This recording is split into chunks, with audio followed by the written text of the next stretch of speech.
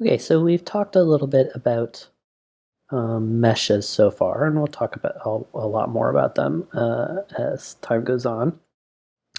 But there's another geometry type that I'd like to introduce, and that is curves. So let's see here. Let's just hide everything and hit Control H. Go to the front view and reset the default view. So if ever like lost in space here, like I just was, you can go to default view and it'll kind of get you back. All right, so we have our little grid here. This is the origin. This is positive x, positive y, negative x, negative x, negative y, positive x, negative y. Just like a little Cartesian chart like you saw in math class. And what you can do is kind of draw in the space. So let's see here. We can go create. So here's our primitives we've been looking at, our polyprimitives, and there's also NURBs and volumes. But let's just look at curves. And there are many different curve types in Maya. There's Bezier curve, which are basically the curves that you would use in something like Illustrator. There's an EP curve. I've never really used it. You can draw with the pencil and have that turn into a curve, but most of the time you're going to want to use a CV curve.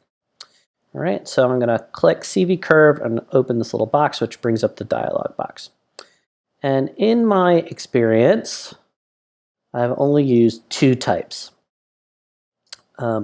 Cubic, which lets you do smooth curves, and linear, which is straight lines.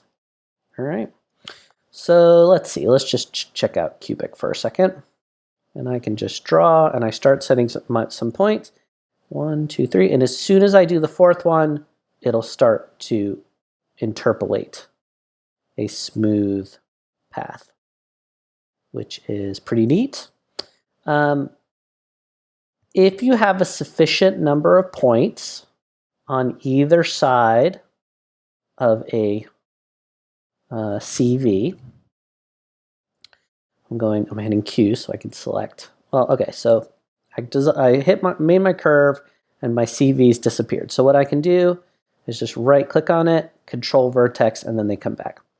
So as I was saying, if you have a sufficient number of points on either side of a CV, you can change it from a smooth to a hard point. And let me show you that. So curves,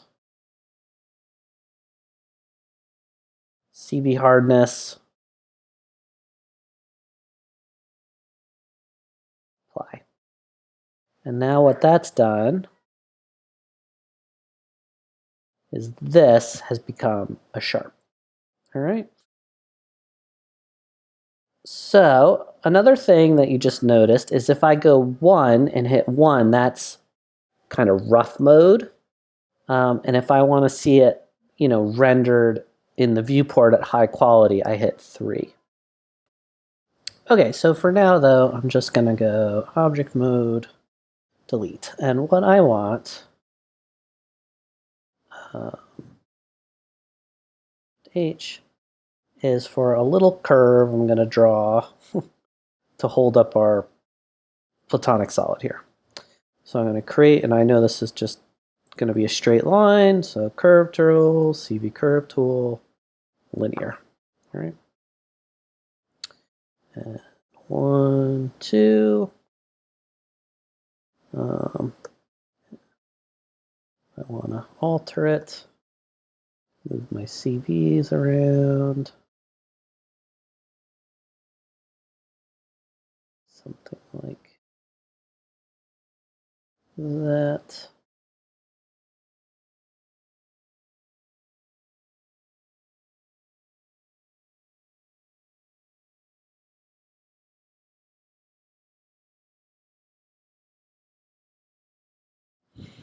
I'll save it. And render.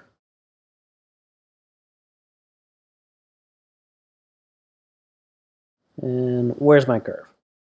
Well, it doesn't render. I don't want to get too philosophical about it.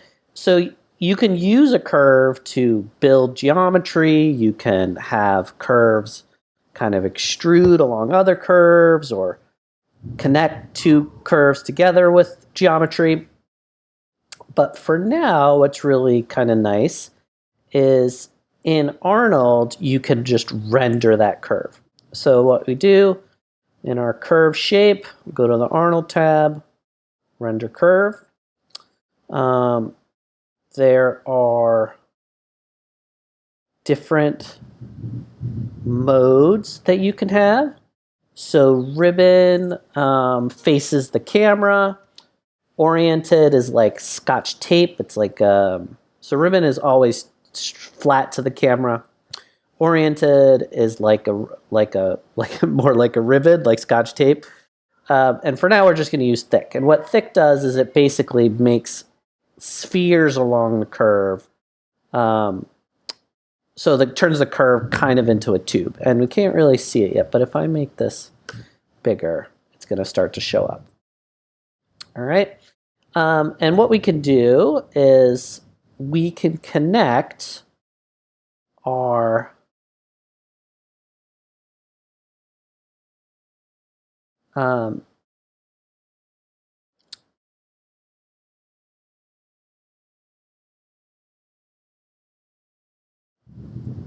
matte white directly into this curve shader. So you can plug any shader you want into these curves and control how they look.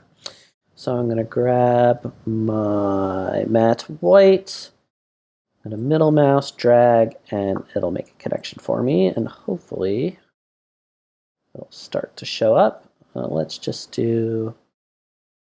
go viewport Arnold, just to make sure it's going to update for us.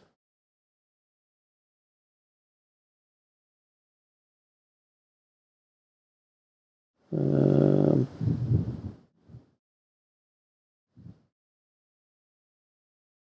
will move our camera over a little bit.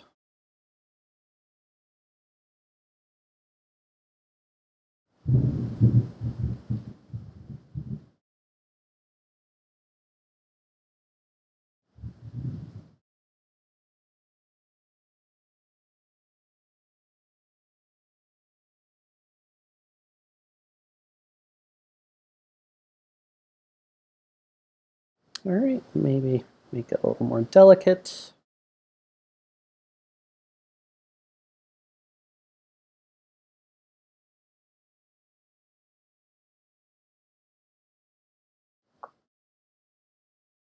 And that's it for now.